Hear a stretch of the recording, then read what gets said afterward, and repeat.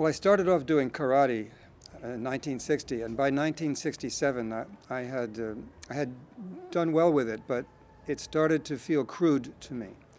It wasn't an interesting challenge anymore, and people were getting hurt, and I lost a little respect for the master because I saw exactly where he was coming from. So I started looking around to find something that was more interesting and challenging. And so I went to look at Kyudo, and I looked at flower arrangement. I tried to find a master of any persuasion. And finally one day someone told me about Chinaman on Canal Street, and I went to see him. And I took one look at him, and I said, yeah, that's pretty much what I want to do. And it just happened to be Taiji. He could have been teaching anything. It was very easy to become a student there. You just had to sign up and pay something like $20 a month, which was quite a bargain. And you were a student. And the classes were quite large, and his assistants would teach the very beginning classes, but usually he would come in at least once to look at the new move, to deliver the new move. So we would have the pleasure of seeing him do it at least once a class. Being his student was like studying everything.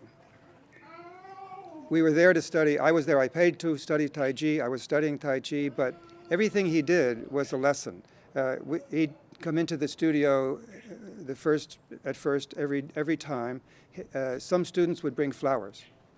He'd take the flowers, and then he'd take the flowers, and he'd have a vase, and he'd put the flower in the vase, and then he'd put another one, and he'd say, oh, is this one right? Is this one good with that one? Does it look right? Is it the right balance? Is the line good? And then he'd put another one in, and he said, does this work with those? Then he'd take one out, and he'd put something else in, and he would just play with that until it was, well, perfect in one sense.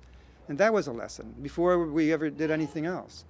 And every question that was asked of him, whether it was about Tai Chi or not, was a question, an answer in depth. So we were studying everything at the same time.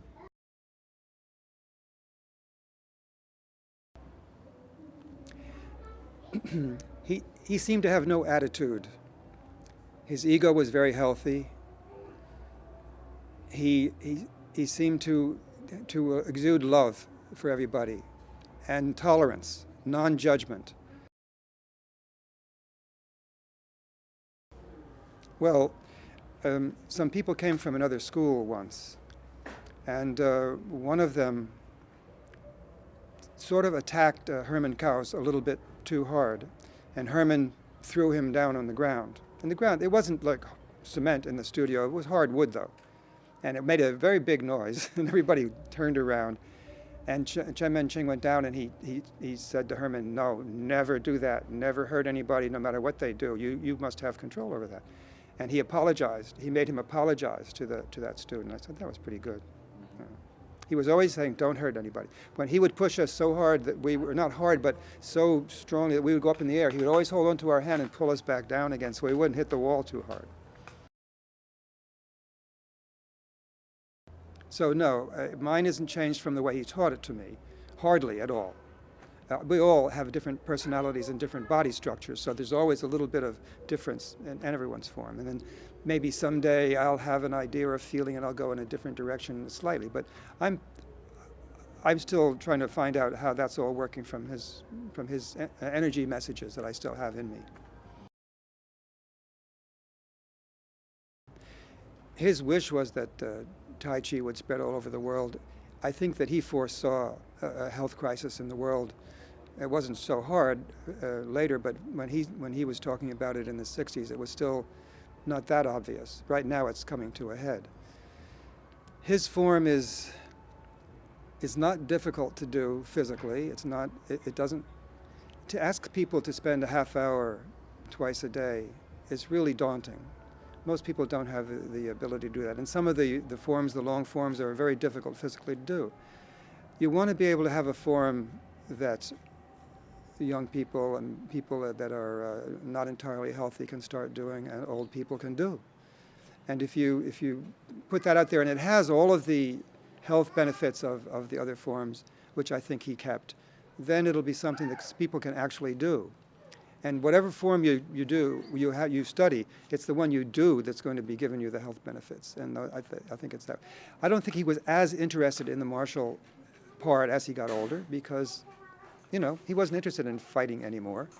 And even the classics say the longevity and health is the major interest in Tai Chi, what we want to do with it.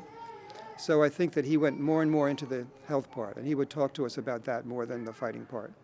Except after he had a couple of drinks, and then he would start to get more interesting about the fighting part.